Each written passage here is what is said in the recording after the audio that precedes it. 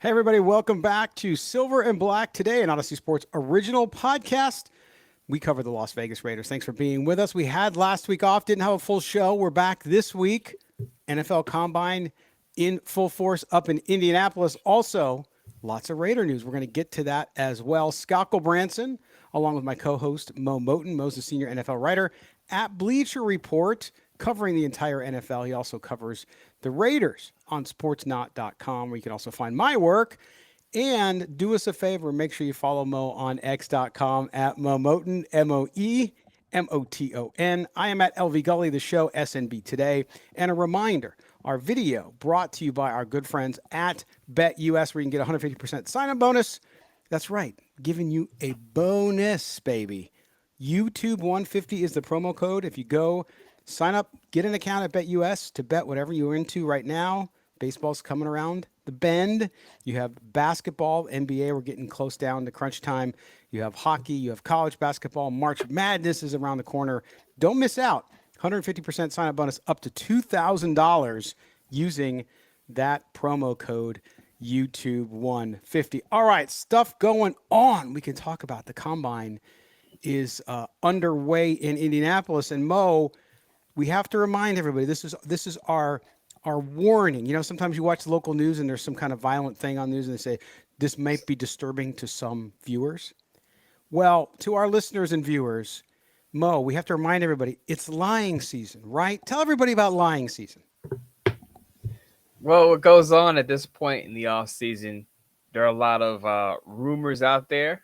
I would say a good 75-80% of them are BS. Teams using misdirection, what they call smoke screens, to throw other teams off the path, because it's a game of chess when it comes to the draft. You don't want other teams to know what you're going to do. You don't want other teams to know or have an inkling about what your draft plans are. So teams will leak certain information about their roster building plan out there, and then the media buys it, picks it up, reports it, and then everyone runs to their mock drafts and everyone talks to their friends. And this is what the Cleveland Browns are going to do. This is what the Tennessee Titans are going to do. And in reality, sometimes it's the opposite of what the report is, and it's nowhere close to what the team's draft plans are. So just keep that in mind.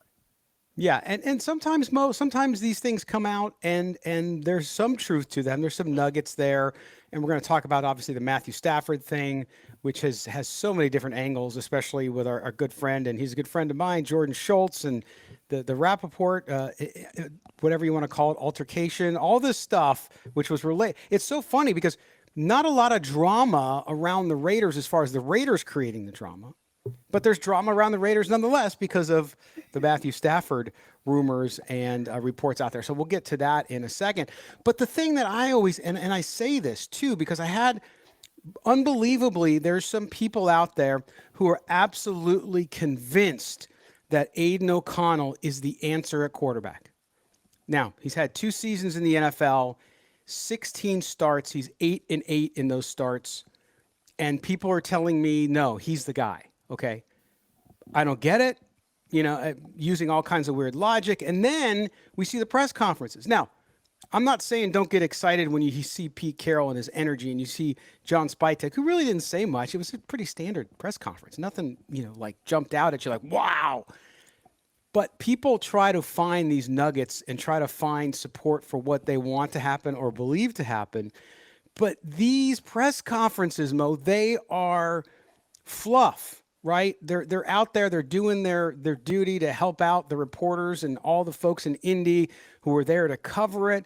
Are you going to glean any significant information? I'm not writing a story about the Raiders starting Aiden O'Connell because Pete Carroll said it's going to be competitive and we want those guys to compete. Some people have taken that and run with it and said, "Well, sounds like they might just go with Aiden O'Connell at quarterback." Who knows? Something doesn't work out. Maybe they have to. But this reading into this and trying to read more into what actually that the coach is saying isn't really, in my view, productive, nor is it realistic for fans, media, whoever. The Raiders are going to leave no stone unturned when it comes to the quarterback position. And what that tells me is they're not confident in Aiden O'Connell being their week 1 starter. regardless of what you believe from the Jordan Schultz, Ian Rappaport fiasco about Matthew Stafford, the Raiders are clearly interested in him. There's a common ground there between Rappaport and Jordan Schultz. They're both saying the Raiders are interested. It's just a matter of, did they purposely meet at the ski resort in Montana or not? But the kernel here is the Raiders have interest. You've heard Vinny Bonsignore throw out the name Zach Wilson. You've heard him throw out the name Sam Darnold. What that's telling you is the Raiders are looking for an upgrade. If Aiden O'Connell is starting week 1 of the 2025 season, it's because either A, someone got hurt, or somehow the Raiders missed out on all of their free agent and draft targets. And that's how Aiden O'Connell is going to start week 1 of the 2025 season. Otherwise, I said this a month ago. I said Aiden O'Connell's days as a starter, his chance to be a starter for the Raiders, are done. And if you read the reports, and again, we know it's lying season, but if you just connect the dots with all the quarterback names that are connected to the Raiders, it's clear that they're, I don't want to say desperately, but they're actively looking for an upgrade at that position. That's right. And again, people want to convince themselves of whatever they want to believe. And it's if you're the one person in 100 or 150 who says that, no, you guys are all wrong, fine, be that guy. Be that contrarian. Cool. But you make it sound, some people are making it sound like that. It's just not going to happen. The Raiders need to upgrade at quarterback. You saw that. If there was an inkling that this guy was the answer, and again, I like Aiden O'Connell. We say it all the time here. Good backup quarterback, good spot starter, and I think he's got a good career with the Raiders. Should they decide to, they could change over this whole room. Again, Minshew, we know they're going to release Minshew. We look at this situation and we say, new staff from top to bottom, and they could just change it all. They could say, you know what, Aiden O'Connell's good, but we got another guy coming in, another young guy that we drafted that we think has a better upside. So, Aiden, great luck. Good luck to you. Hope you catch on somewhere else. So we'll see what happens. We don't know clearly a lot. I don't know. Mo doesn't know for sure what's going to happen. But your point about connecting the dots is so big because we talk about this Matthew Stafford thing and people are like, oh, $50 million, blah, blah, and Stafford wants this contract and all that. Now, that may be true. You and I have both said publicly during these last couple of weeks that, hey, if you could get Matthew Stafford and it's not going to cost you a first-round draft pick, maybe even a second-round draft pick, okay, fine. The money's the money. Don't worry about it because you can set up the contract in all sorts of ways so that you still have plenty of cash flow to fill the rest of the needs that the Raiders have. Now, if you're talking about a first-round draft pick, which we've seen rumors that that's what the Rams want, absolutely not. I'm not in favor of that. But I do believe the Raiders and with Tom Brady, again, this is the Tom Brady factor, Mo. Whether they met by chance or on purpose in Montana, the point is the fact that Tom Brady is talking to Matthew Stafford or talked to Matthew Stafford is indicative of the pull that he has that we saw earlier with the coaching situation and the GM situation. So this quarterback story and Matthew Stafford and all this isn't going to be the first time or the last time you're going to see this come up because with Tom Brady there and with his role, I think the Raiders are going to be in a lot more conversations than they would have been, let's say, 12 months ago. Right, and I don't want to pour cold water on these Matthew Stafford rumors, but let's remember what was it, a month ago? There was so much buzz around the Raiders and Ben Johnson, it didn't happen. So I would say just be careful about your photo. I mean, I've already seen the photoshops of Matthew Stafford in the Raiders jersey, but what I'm saying is Tom Brady has the pull to get people to listen to him. Yes. Ben Johnson took the interview on because he wanted to hear Tom Brady's pitch. I don't know how interested Matthew Stafford would be in the Raiders, but he obviously wants to hear Tom Brady's pitch. The fact that these people are willing to listen to Brady is a good start. But it's a matter of, okay, is that player, is that coach willing to come on board in Las Vegas? Now, they did get Chip Kelly, Pete Carroll, good hire, great hires, quality hires in my opinion.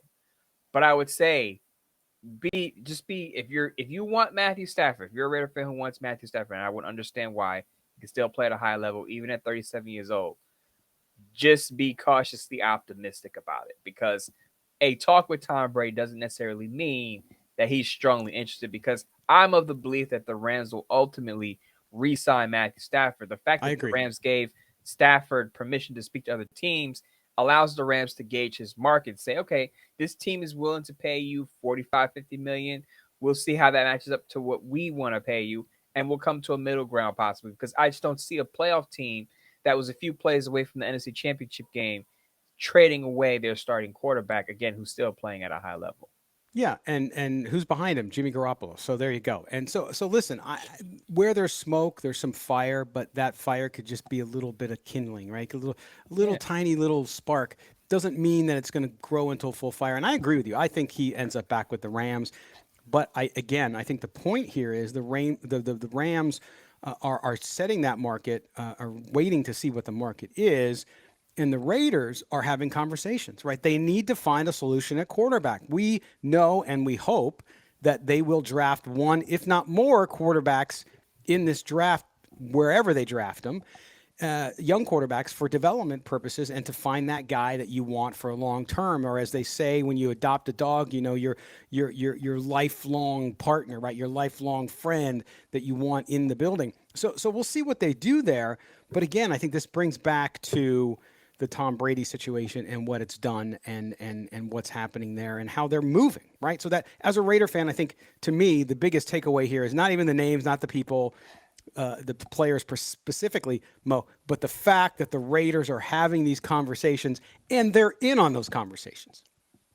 Right. And as I said, it's a good start, but I would wait to see one of these big player acquisitions, actually close the deal. Tom Brady closed the deal with one of these potential player acquisitions before I get too excited, because ultimately I see the Raiders ending up with a bridge gap veteran quarterback, not Matthew Stafford, and a rookie quarterback, whether it's Shador, who falls to 6, or a day 2 quarterback in the second or third round. Jackson Dart, Will Howard, one of the two. Those are the two guys that I would keep an eye on day 2. Yep, I agree. And Mo, before we take our break, because we're going to get to a bunch of your calls today, by the way, Raider Nation Mailbag. It's been a couple of weeks, so we want to get to as many calls as we can. We got a bunch of them, so we want to do that with you as well. By the way, if you want to call in for the next show, 702-900-7869 is the number, 702-900-7869. You can leave a voicemail. We got a couple text messages that I'll read as well. So do that. We're going to do that here after the break. But Mo, both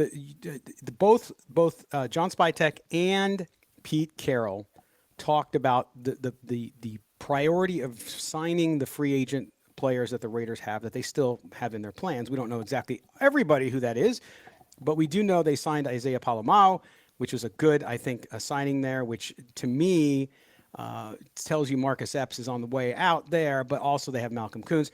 Now, again, they want to be able to sign those guys, and they've both indicated that that's one of their priorities. But again, don't read into that they're going to sign everybody. And to me, I'm sure they have a priority list of, okay, if we got 6 guys that are on the priority list, who's 1 and who's 6, right, Mo? So I think we'll start to see some of those guys fall off the board as far as them committing to them, and then others not so much as they get ready for the run up to the draft. So these would be my 2 top priority guys to resign on the defensive side of the ball. Malcolm Koonce, 1. Pete Carroll said that he is anxious to get Malcolm Koonce back. Those are Pete Carroll's words. I actually believe in those words. I do too. And I would think that Robert Spillane should be high on the priority list. I didn't initially think this way at the beginning of the offseason. But again, look at the Raiders linebacker unit right now. Robert Spillane is going to be a free agent. Divine Diablo is going to be a free agent. Divine Diablo is awful in pass coverage and sometimes hit or miss against the run. Robert Spillane has easily been their best linebacker. You don't let Robert Spillane walk out the door until you have his replacement. And I think you re-sign Robert Spillane, and then you draft the guy that's going to play next to him, and then eventually potentially replace him. So those are the 2 guys I'm looking to bring back right away. I would let Trayvon Merrick test the market, because Spot Rack says that he's going to be worth about 15, 16 million. I don't think he's going to get 15, 16 million. I think he'll be closer to 10 or 12 million. If there's a discrepancy with his market value, you let the market decide what his value is before you shell out some money for him. Nate Hobbs, I have my questions about Nate Hobbs. Again, he's missed at least 5 games in 3 of his 4 years. He's not available. He hasn't been available for a full season since his first year. I believe in his first season, he missed 1 game, played 16. But Nate Hobbs, I have questions if he's going to be back. I could see Pete Carroll and Patrick Graham bringing in another slot cornerback, which hurts a lot of people because a lot of people like Nate House. But again, availability has been an issue for him. Yeah, exactly. And so we'll see what they do because, again, combine happening right now. You'll start to see those workouts if you're watching them out there. And we'll talk about some of the ones that we see here as we get through it the rest of the week. But the Raiders have a lot to do. And as you heard from Pete Carroll this week, they're spending a lot of time getting caught up quickly, right? Because they got to get everything ready to go from the combine right into the draft. There is absolutely no time for this team to sit back and relax. They're going to have to get at it, and we'll see where that all goes. But it's going to be fascinating to watch. A good offseason, right, Mo? I mean, listen, to me, there's positive energy. There's a lot of question marks, but the positive energy that both of these guys have brought to the equation, I think, has already shown Raider Nation that, hey, this restaurant's under new management, and you're not going to get the same old crappy food. Yeah, and I think it stems from the coaching staff that they hired. I think we can all agree that this is a quality coaching staff overall. I do have questions about Brendan Carroll, the offensive line coach, but if you're looking at the totality of what they have assembled, I think these guys can put players in positions to flourish and succeed. And then you have Tom Brady out there who's out there recruiting. Whether he gets the job done with closing the deal with Matthew Stafford, we'll see.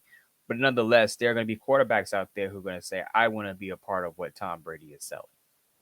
Absolutely. It's going to be fun to watch. All right, we're going to step aside for our first break here on Silver and Black today as we close out February. Yes, it's almost over.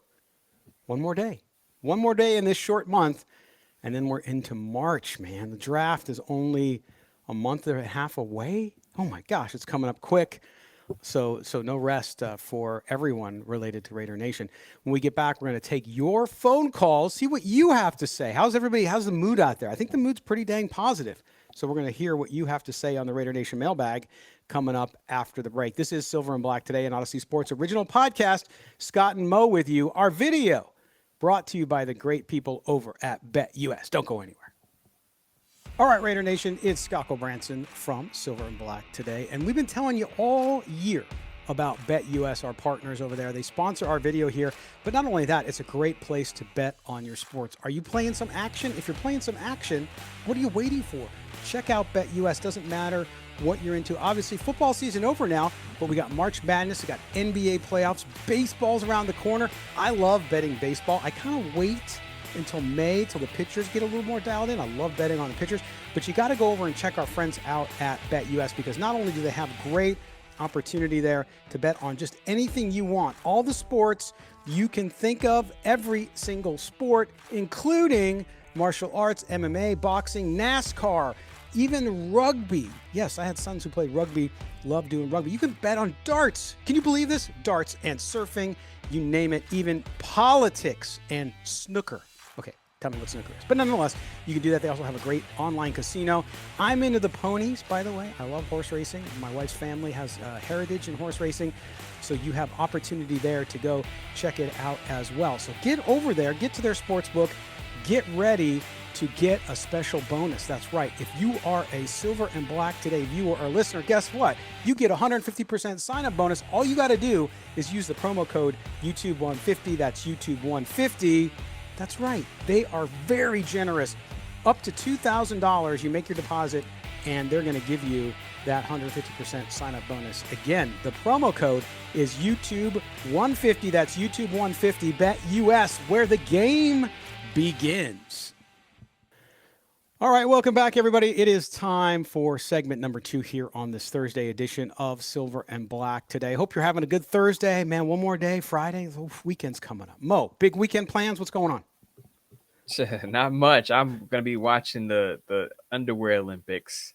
Not because I'm, rating these guys based on their 40 times, but I also want to I just also want to see some of these guys work out. I talked about Jahad Campbell, the versatile linebacker out of Alabama. He calls himself Mr. Can Do It All. Says that he can play the run, cover, rush the passer. I want to see his athleticism on full display today and see if he's that athletic guy that can play all of those positions. Because, again, I just mentioned in the previous segment, the Raiders need an off-ball linebacker. He could be that guy that could do a little bit of everything. So it'll be interesting to see how he tests. Yes. And again, you're with Silver and Black today, an Odyssey Sports original podcast covering the Raiders. Scott Gulbransen and Moe Moton with you. We're about to get to your calls. By the way, our video brought to you by our good friends at BetUS, where you can get 150% sign-up bonus using our promo code YouTube150. That's YouTube150. Check out BetUS. Deposit now. Get ready for March Madness.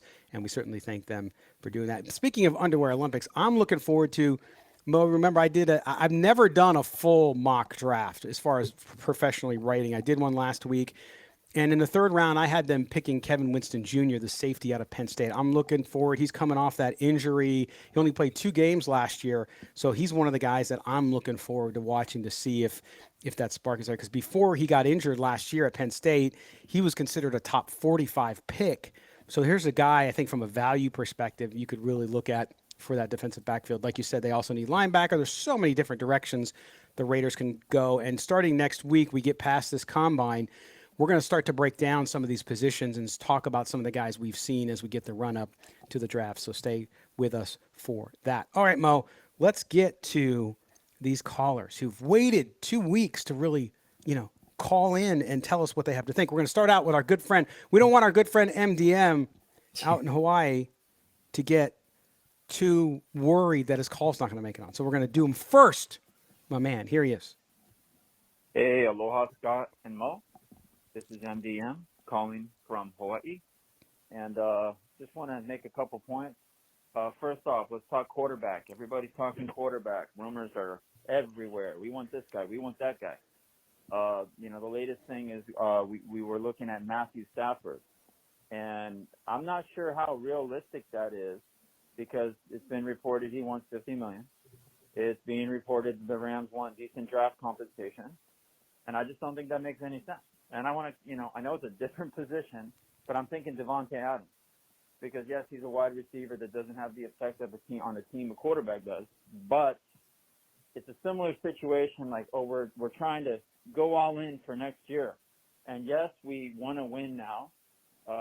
Yes, Pete Carroll might only have a couple years with us, but I don't think we want to do this move. I don't think it makes any sense. And you look at a team like the Rams, they're a pretty smart team.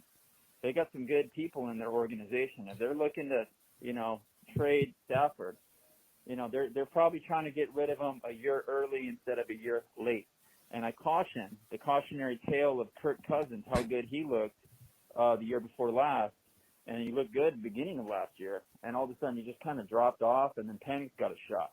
So I think there's no way we want to invest 30, 40, 50 million cap number, no matter how creative we are in the contract, in Matthew Stafford. And I don't think we want to give up, a lot of draft capital. I mean, maybe I'd give him a third round for him. Okay, we got 2 third-round picks. But any other way, it doesn't make any sense. So, okay, what do we do? Well, I think we look to the draft, obviously. The one player I don't want us to draft at quarterback is Shedeur Sanders. I personally, one player I would trade out for, I discussed maybe Abdul Carter or Cam Ward. I go all in, man, on Cam Ward. I like the guy. I think he looked great in Chip Kelly's system. I think he's a guy that could probably come in year one and make a big difference for us. And it also alleviates the need to overpay for a veteran. And yes, there's going to be some growing pains, but we got a really young team. Let's bring in the young quarterback to grow with the team. And as Scott always says, we got him on a rookie contract, which will enable us to spend money in free agency. Yeah, we might have to give up some draft picks, but, we need offensive line, man. Let's go after the offensive line and build it up. We can do that through free agency. And we can also still, even with trading some picks, we can still get a stud running back in a very deep running back class. So that's part one of my plan. There'll be a lot more to talk about. Hope you guys read my article. And God bless you guys. Aloha.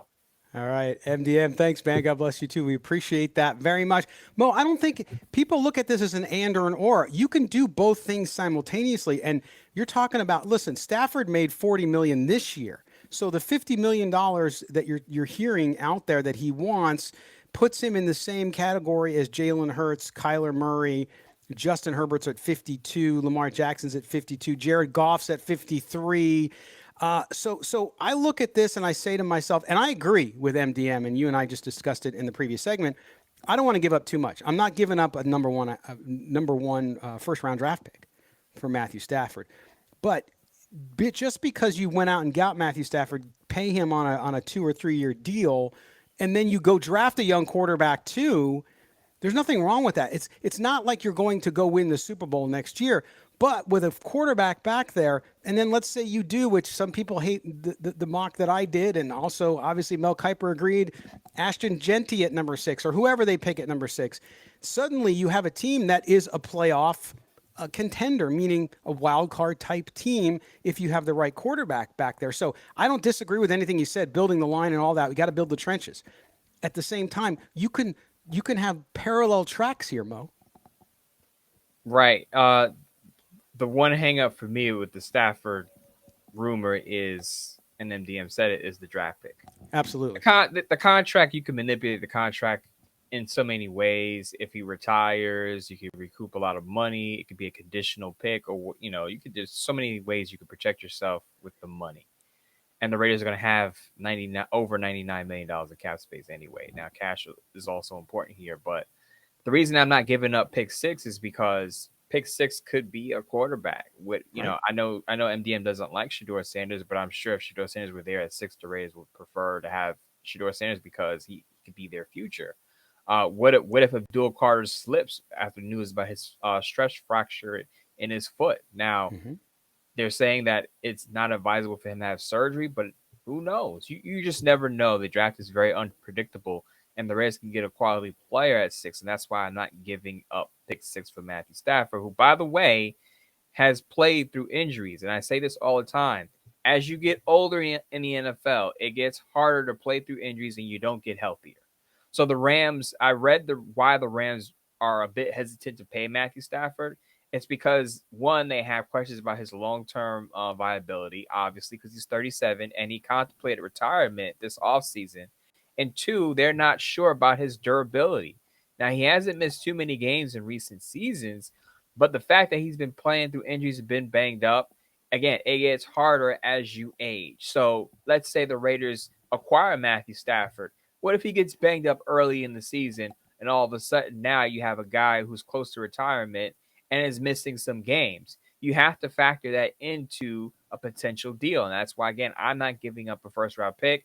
You had to talk me into giving up a second, though I'd understand that they did give up a second rounder. But you have to factor in all those things. It's not just, we're just getting Matthew Stafford. We're going to be competitive. You have to remember where this team is in the pantheon of the NFL. If you're the Steelers and you're already a playoff team and you're going all into Matthew Stafford, I get it. But if you're a team that's further away, and I'm not saying the Raiders are the furthest away from being playoff contenders, but if you're further away from that Super Bowl picture, that playoff picture, then you have to really consider, do you want Matthew Stafford on a 2-year plan? Because that's essentially what you're looking at. Matthew Stafford only has 2 years left on his contract, already contemplating retirement.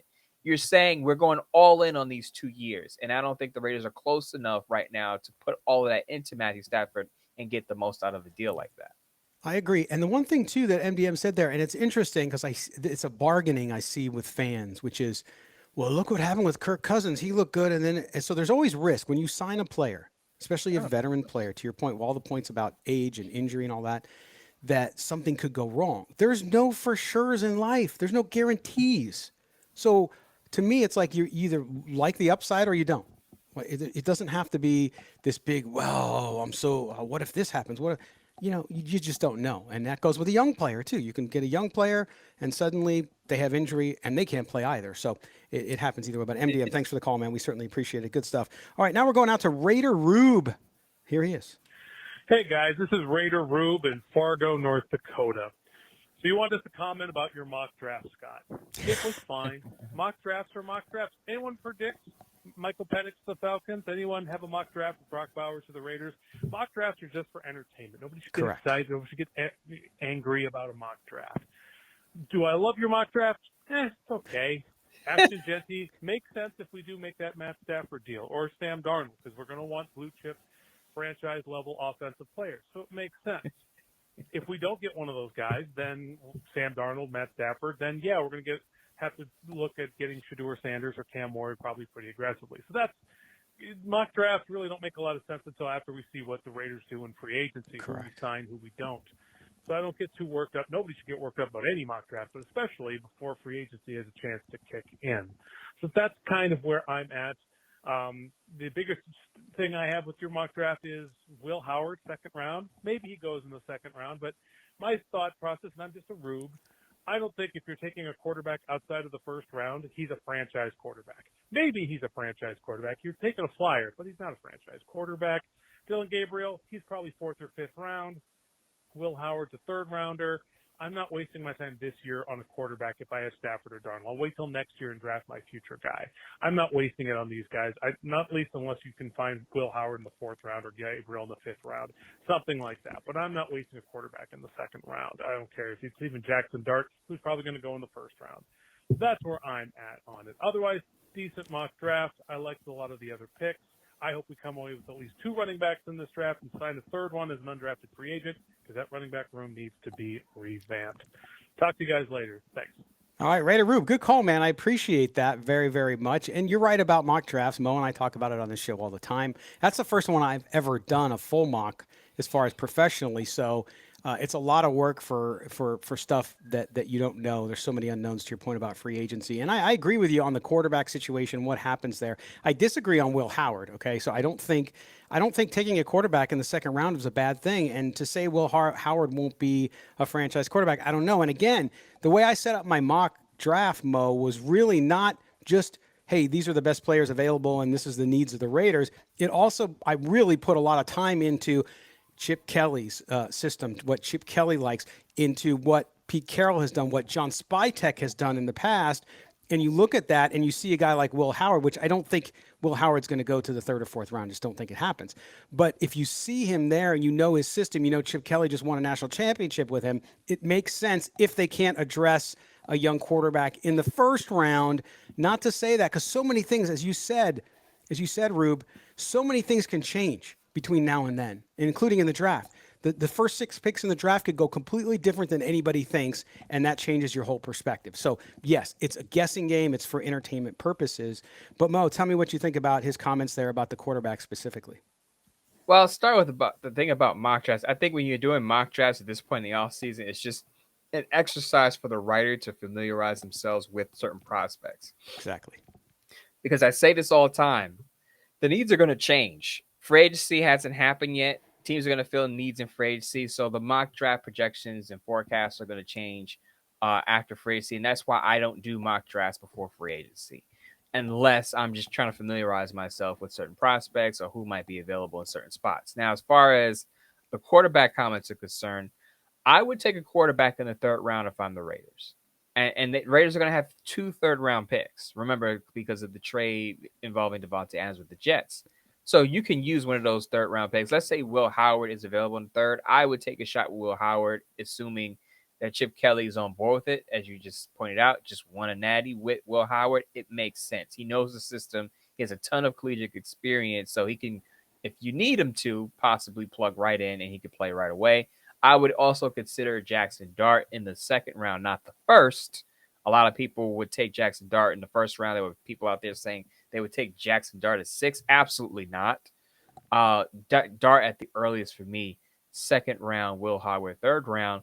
Though Scott, if you take Will Howard in the second round, I understand it. That would tell you that Chip Kelly is confident that he can further develop Will Howard into a starting caliber quarterback. That would give me confidence at least to say, okay, some people have Will Howard in the third round, but if Chip Kelly says we're taking him in the second, Chip Kelly knows Will Howard more than any other quarterback prospect coming out of this year's draft, and I would be okay with it.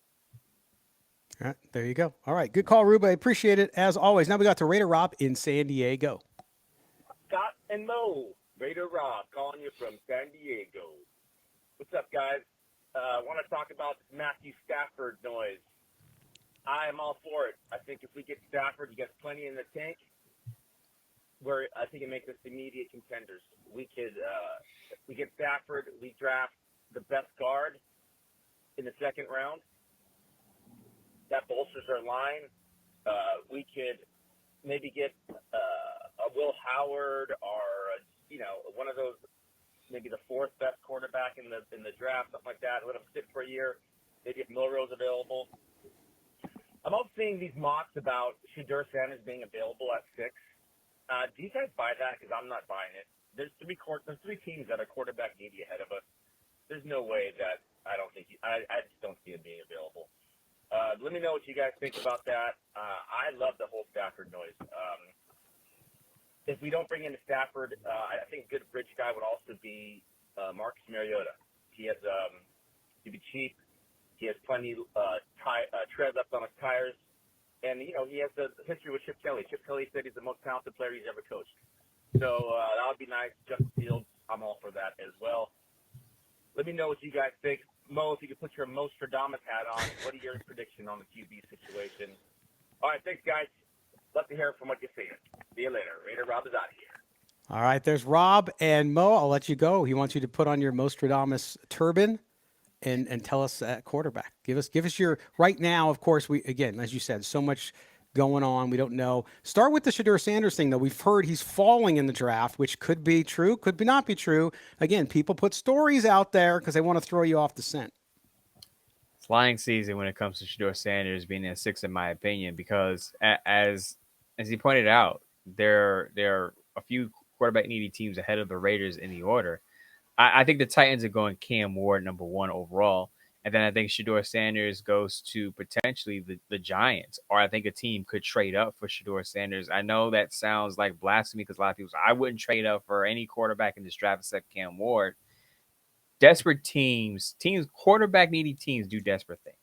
I'm not saying one of those teams has to be the Raiders, but I could see a team totally trying to leapfrog the Raiders to get Shedeur Sanders at maybe 5 because the Jacksonville Jaguars have their quarterback in Trevor Lawrence. So I could see that totally happening. But I agree. I don't see Shedeur Sanders being there at 6 for the Raiders. I think he's coming off the board in the top, 3 to 5 picks. Remember, he's not throwing at the combine. And usually what that means is his agent is telling him, like, look, you're going to be a top 5 pick. Let your film do the speaking for you. You don't need to throw at the combine. A lot of these top guys, these top 5, top 10 projected picks are not participating in combine drills for that reason. They know they're going in the top 5 or the top 10. But if I were to put on my Nostradamus hat here, I think the Raiders are going to wind up with Sam Darnold or Justin Fields and then a rookie quarterback on day 2 of the draft. They pick a quarterback in rounds 2 or 3, and they go with that plan where that bridge gap quarterback is going to be their starter week 1, and they're hoping potentially that day 2 quarterback could develop into a starter. We'll see. But if the quarterback has a great year like Sam Darnold had this past season or Baker Mayfield the year before, then you have a decision. You can either continue to roll with that veteran quarterback, or you can flip him for a draft pick and start your young quarterback that you drafted on day 2 of this year's draft. Yeah, well said. And I think you look at what John Spytek's history and what they did in Tampa with Baker Mayfield. I think that's the same model here. So we'll see what they do. So the Sam Darnold one's a good call out. And all right, now our next caller needs no introduction. Gulbransen and Moe Moton. This Jacob from Fresno. What's up, guys? So the off season, we got a lot more off than season going here, right? So there's going to be some downtime. We're going to have to start rooting for some other teams while we're waiting for the Raiders to come in and break our hearts once again, perhaps. There's I don't know. It's hard to be hopeful at this point, but I am hopeful in the off season, right? Let's stick with that theme. I'm excited for who we're going to go out and get. The possibilities are, I can't say they're endless. They're kind of limited. You got a draft class and you got a free agency group that, we're not going to go out and sign Patrick Mahomes and LeBron James to be a tight end or something. We really want LeBron James. But still, we're not going to change the franchise in one offseason. But what can we do? Can we set ourselves up for success in the future?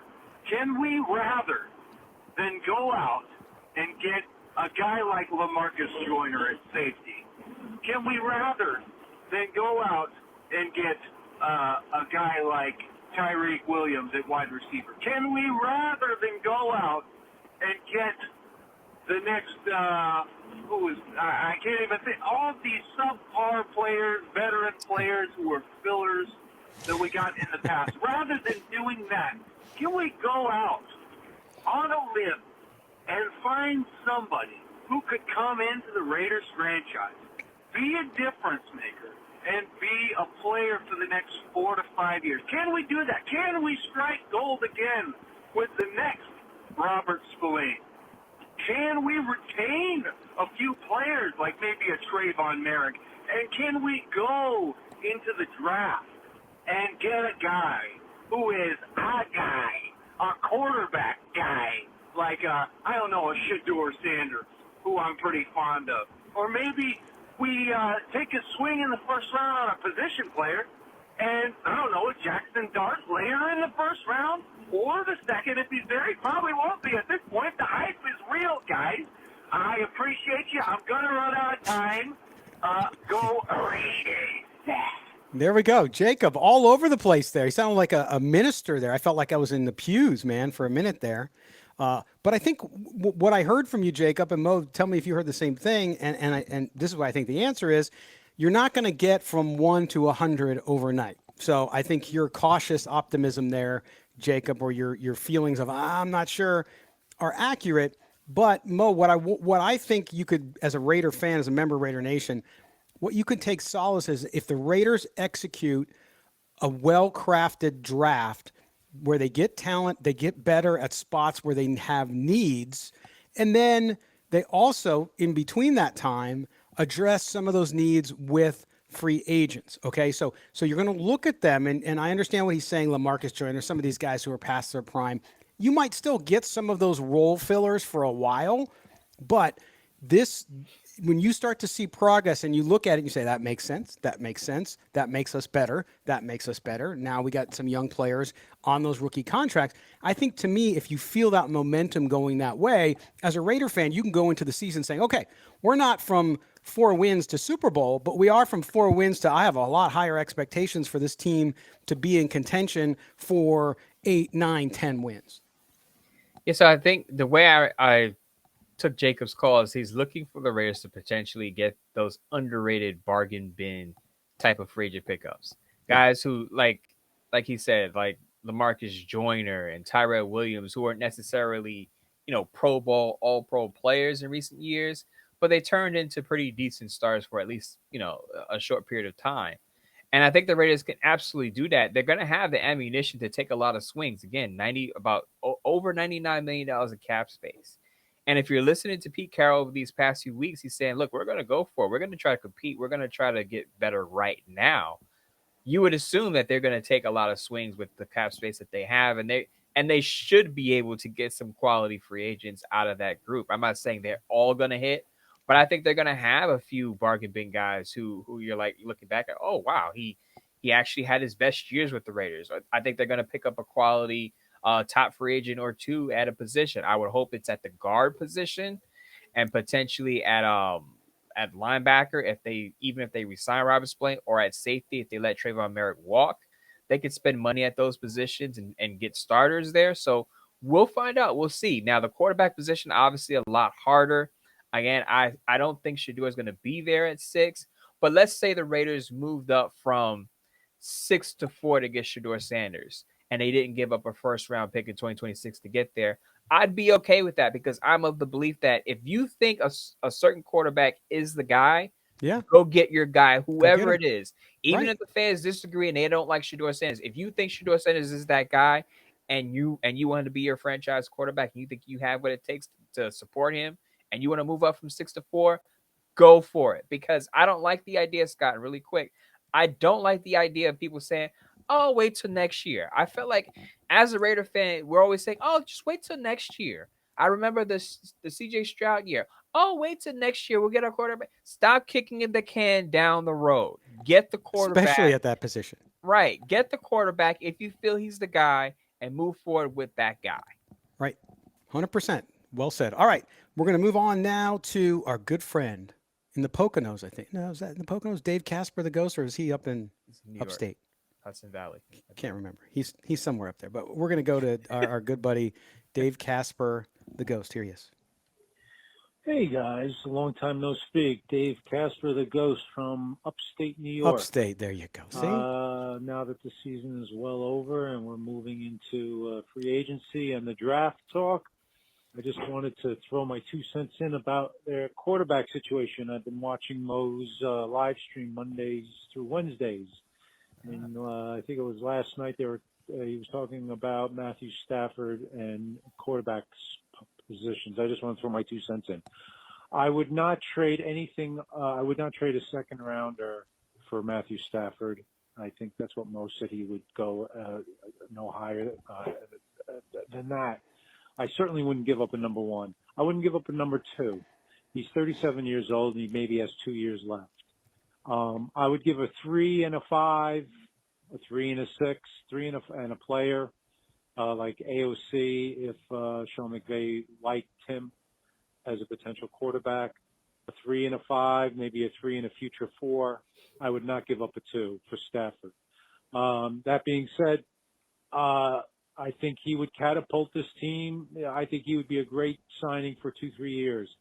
I want them to sign a quote-unquote bridge quarterback and draft someone in this draft and go from there. That's why I'm all out on Sam Darnold. If you're signing him, it's a 4, maybe 5-year deal. And I know he had a great year last year, but those last 2 games really stick in my head. And I see more of that than his what he produced earlier in the year. He had a great coach. He was throwing to Justin Jefferson. They had a great team in Minnesota. So I don't see him turning into another Baker Mayfield, turning his career around. That's just me personally. I'd much rather them go with someone like a Stafford if they trade for him. Justin Fields, I'd even go with that. I'm not a fan of his, but for 2 years, you can get him on the cheap for like $6 million. You sign a veteran, and then you draft someone. I'd roll with that. Russell Wilson, I'm all right with that too. And Mo, don't throw up in your mouth. I'd even consider Aaron Rodgers. Being in New York, I watch a lot of Jet games just because it's on during the year. And he didn't play. He played okay going down the end of the year. I know the team did poorly, but he didn't look that bad. So without Devontae Adams coming with him, if they can bring Aaron Rodgers in for a year or two, you know what? It would be an S show. I don't want to curse on your family show, but it would be an S show maybe. But I think he'd be humbled, and I think it would be okay. So I'd be on with any of those. No Darnold, no Stafford if it takes a 1 or a 2. And that's all I got, guys. All right, see you later. Dave Casper, the Ghost. Thank you, man. Appreciate it from upstate New York. Mo, what about his point there? Though Sam Darnold, you talked about, you see the Raiders maybe going that way. His point about if you're signing Darnold, you're signing a 4-year, maybe even 5-year deal, probably 4, could be 3, depends. But that shows a longer commitment to him, which kind of takes the Raiders perhaps away from the younger quarterback situation. What do you make of that and his point there?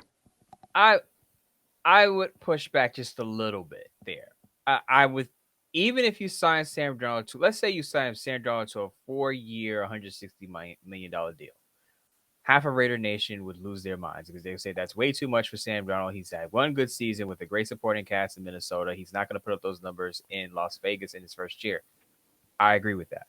But as I said, there are so many things you can do with a contract. You can give yourself a 2-year out. So you may sign Sam Darnold to a 4-year, $160 million deal, but after the second year, you can save a significant amount of cap space based on the way the guaranteed money is adjusted. I always tell people when it comes to these contracts, don't pay attention to the surface numbers. 4 years, $160 million. Exactly. Pay attention to the guaranteed money because that'll give you an out after 2 years. Let's say Sam Darnold stinks after year 1 or 2, then you can get out of the contract and move on. So you can sign Sam Darnold and still draft a quarterback. In fact, that's the plan I would go with. Right. Regardless of what you're doing at quarterback in free agency or trade, whether you're acquiring Matthew Stafford, signing Sam Darnold, signing Justin Fields, regardless of who it is, I'm still drafting a quarterback because any one of those guys may stink year 1, get hurt year 1. You know, you don't want to think about the negative, but you got to have a backup plan just in case, right? So you're still drafting a quarterback regardless of what happens in free agency, unless you're drafting a surefire starter in his prime. Then you may not draft a quarterback because you're saying, okay, we got a guy who's in his prime, who's healthy, who's a starter in this league. But if you're rolling with Sam Darnold, who no one knows what it would be in another spot, or Matthew Stafford, who's 37, or Aaron Rodgers, even who's 42 years old, you're still drafting a quarterback. And if it's a Matthew Stafford deal, if it's a Sam Darnold deal, which would be a bigger deal between 40 and 50 million, you're giving yourself a potential out after 1 or 2 years in that contract. Great point, Mo. That's good. And that's what I tell. I mean, contracts aren't real exciting. I know people understand, but when you start to look at teams making moves like that, it is very, very pertinent because you want to see how things get structured. And that's why it's a big, people get caught up on the dollar figure. Oh, $55 million. But again, in the NFL, there's guaranteed money, there's non-guaranteed money, the length of the contract, when they have the outs, as Mo said. So make sure when that happens, and when the Raiders sign these players too, pay attention to that. We don't always get the details right at the beginning, but eventually we do. So do that. But anyway, thanks. We appreciate that, Dave. Now we go on to our good buddy Chris Ip in Sacramento. Here we go. Scott, Mo, this is Chris, real estate raider from Sacramento, California.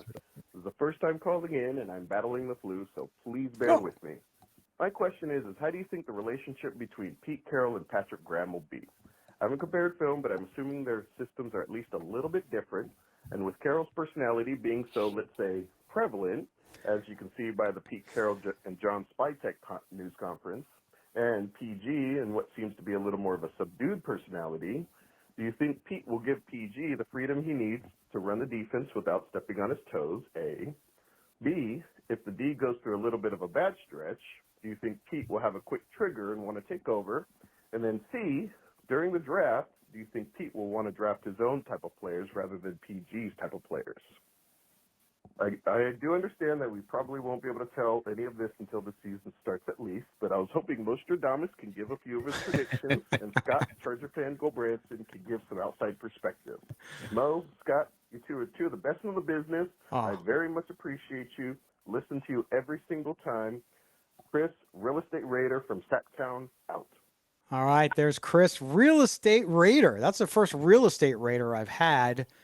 And hopefully the market in Sacramento is going well for you there. Interest rates may be coming down a little bit. We'll see.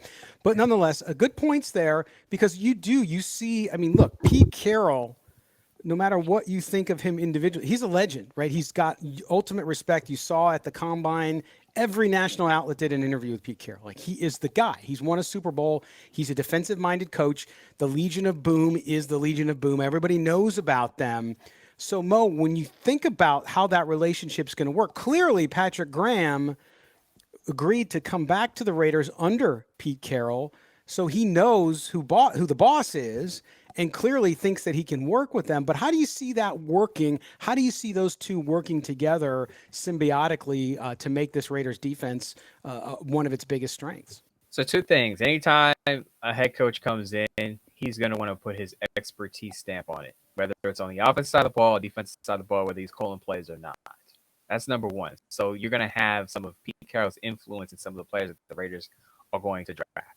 But I will say that there's a reason Pete Carroll decided to keep Patrick Graham on and a reason Patrick Graham decided to stay on and retain his job as defensive coordinator under Pete Carroll. I think that their philosophies or their schematics mesh a bit. So Pete Carroll, most known for his cover 3 scheme, kind of moved away from that at the latter part of his career, which shows some flexibility. But Patrick Graham ran a ton of cover 3 zone man on the defensive side of the ball this past season. So there's some synergy there. There is some common ground between them. I think in a lot of cases they'll agree on the type of player that they want for that defense. I'm not saying they'll agree all the time, but I think they'll have a lot of common ground on who they think are the best prospects and free agents on the defensive side of the ball for their system. So assume they do run a lot of cover 3 zone man and have some flexibility to have players change up because, in today's league, you got to be able to do a little bit of everything. You can't just be a one-way player. Oh, only good in zone, not very good in man. You have to be able to be versatile. So I think that's going to be the key there. But the ethos of this team, the root of this team, Pete Carroll and Patrick Graham, I think they're going to agree on a lot based on their schematics, based on how Pete Carroll's run things in Seattle, and based on how Patrick Graham has developed his players in Las Vegas. Right. And I don't think either one of these guys would have wanted to work together if they thought there was going to be some kind of Major differences. conflict or a lack of shared vision on things. So I don't think things are going to go that way. I mean, crazy stuff happens. I get it. But I think, yeah, listen, Pete Carroll's the boss. Again, we saw last year, one of the main criticisms I had of Antonio Pierce was that CEO mentality, leadership style, right? Of taking charge. Yes, you have your coordinators to execute for you, right? That's their roles, but you got to be the shot caller. You can't be tentative. You got to be all in, and I think he struggled with that. Pete Carroll's not going to struggle with that, as you can see. Doesn't matter if it's a press conference, if it's an interview with the media, if it's talking to players, he's going to tell you what the vision is, where you're going, and then everybody else is going to follow it. He's a strong, strong leader, and that's why I thought it was such a great hire for this team, where they're at, what they want to do as well. So it'll be very, very interesting. By the way, we also were talking about quarterback in the last call. Again, the Tom Brady thing. I think Tom Brady, Mo, I'll reiterate this. Tom Brady in recent years has talked specifically about his view that the NFL rushes quarterbacks too quickly into development, right? So that's why, to your point, even if they sign a Sam Darnold, they're going to draft somebody, and there's no hurry. There's no hurry. If you can get a guy like Sam Darnold or Matthew Stafford or somebody like that to come in and kind of be that higher end bridge guy, that's okay. I mean, and he's going to have the most influence around the quarterback. That's where Tom Brady's going to have the most influence, rightfully so. So I think you can look at that as well as we talk about what Dave Casper, the Ghost, had to say. But anyway, Real Estate Raider, thanks, man, for calling in from Sacramento. That's it. That's the show. We appreciate you guys being with us. Mo, we sit here on Thursday, of course. Tell everybody what you got going. I know you're going to be, like me, watching the Combine this weekend and kind of taking some of that stuff in. And then, of course, you got your lives. If you forgot, the Bleacher Report lives with Mo, talking about Raider football, Monday through Wednesday, 6 p.m. on the West Coast, 9 p.m. on the East Coast, Monday through Wednesday during this offseason. What else you got going for people you want to tell them about? So it's already been published. I ranked my top 5 quarterbacks in the draft for the Raiders. You can take a look at that list. You could probably guess who's at the top of that list: Cam Ward, Shedeur Sanders. But I'm sure some people are going to push back on me on who I have at 3, 4, and 5 over there on Sportsnet. That was published, I believe, on Tuesday, so you can catch up on that. I don't have any more lives until Monday. I'll be gearing up for free agency after I watch the Underwear Olympics over the next 4 days. So I'll be taking a look at these prospects and putting together my big board for the Raiders, which I'll get back to in April. But free agency comes first. So over the next few days, I'll be putting together my free agency big board specifically for the Raiders. And guys like Dave Casper, the Ghost, and anyone who tunes into my lives can tune in with their free agent big boards and who they want in their wish list, and we'll discuss them. We'll see how close we are to what the Raiders are actually going to do in free agency early in the second week of March. There you go. Make sure you do it. By the way, in the description below, in both the podcast and the video, is a link to Mo's latest work, as well as a link to mine. So there you go. So if you missed his top 5 quarterbacks, just click on the link below, and you'll see all his work right there. You can just go right to it. So appreciate it as always. Do that. Also, don't forget the video brought to you by our good friends at BetUS. 150% sign-up bonus. YouTube 150. That's right, YouTube 150 to get that 150% sign-up bonus up to $2,000. That's right. March Madness right around the corner. Get on board with BetUS, as we have been all season. Mo, my friend, I will see you next week. We'll start getting more into the draft. We'll start talking more about free agency. We're going to start to get a lot of the free agency storylines are going to start popping out once we get past the Combine, as agents start filling the phones of NFL insiders with tidbits, right? Yeah, just don't get into any fights at Starbucks if you're out there in Indianapolis or anywhere else in breaking news. But if you're going over to BetUS, please bet on St. John's to win the tournament. St. John's, my alma mater, is back in the picture, back in the big dance. They are doing their thing. They're closing in on a Big East title. They share it right now with, I believe, Creighton. St. John's, the Johnnies are back. For anyone out there who's a St. John's alum or attended St. John's, shout out to you. Shout out to all the St. John's alum out there. There you go. Patino. Rick Pitino. Love that viral video of his halftime speech where he's calling his team soft. And he was right. It was, and boy, did that light a fire, man. Look what, I mean, they're on fire. I'm jealous because being a UNLV alum, it's like my Jewish relatives still waiting for their Messiah. I'm still waiting for my team to get good again. Right? It's like I've been there. hasn't happened yet. So we're on the crux of another coaching change, I think. So we'll see. But anyway, yes, I will root for the Johnnies because Mo's my buddy. He's an alum, and he's a good Catholic boy. Went to Catholic University. Not really Catholic, but he went to Catholic University. Anyway, but nonetheless, I got to like Patino. I've always liked Patino. So good stuff. And March Madness will come around. I'm sure we'll have some commentary along that. And we'll see Mo start to put on his Johnny gear as we get further down the line here, especially if they win the Big East. You know, he'll be on the internet being like, order, order, order. Yes. Yes. Right? Yes. Yes. Anyway, that'll be good stuff. All right, guys, we are out of here. Mo, my friend, I'll see you next week. Take care, Scott. Take care, Raider Nation. All right. For our producer, Mike Robier, from Moe Moton, I'm Scott Gulbransen. This has been Silver and Black today, an Odyssey Sports Original Podcast. Do us a favor. Make sure you subscribe to the podcast wherever you get your audio. Do that for us, please. Very significant. We appreciate your support there.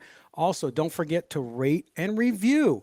We appreciate all the feedback as well. And the thank you to our video sponsor, of course, that is BetUS. Get that 150% sign-up bonus, YouTube 150, the promo code YouTube 150. We will see all of you next week, Raider Nation. Take care. Have a great weekend and be good to one another.